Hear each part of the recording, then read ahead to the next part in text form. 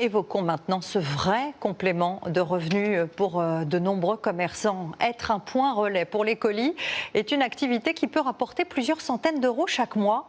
Mais le groupe Mondial Relais a décidé d'installer des consignes automatiques. Il a donc mis fin à un tiers de ses contrats et les professionnels les interpellent aujourd'hui. Les élus qui autorisent l'installation de ces casiers, Samuel Cardon et Christophe Annès. Cette commerçante ne s'attendait pas à recevoir un tel courrier.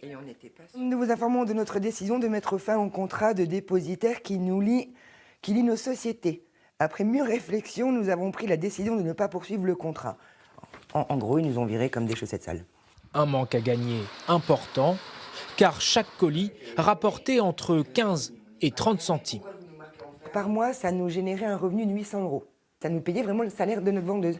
Donc là, c'est vrai que c'est compliqué.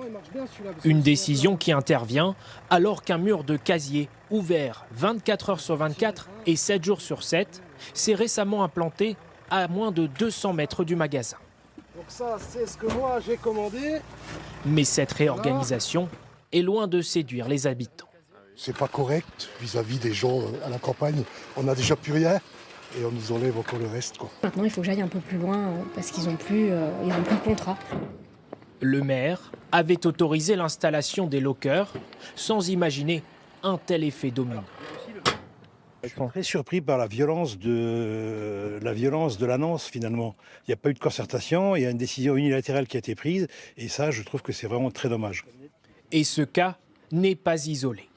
Cette boulangerie, qui faisait partie des 10 000 points relais, a subi le même sort il y a quelques semaines. Non, mais sinon, là, c'est totalement vide. On est en train de remettre tout en place. Malheureusement, c'est tout. On enlève tout dans les petits villages. Et moi, je trouve pas ça cool. Un regret pour le patron qui réfléchissait à développer son entreprise. On ne regarde pas les conséquences du personnel qu'on pourrait prendre pour distribuer ces colis et tout ça.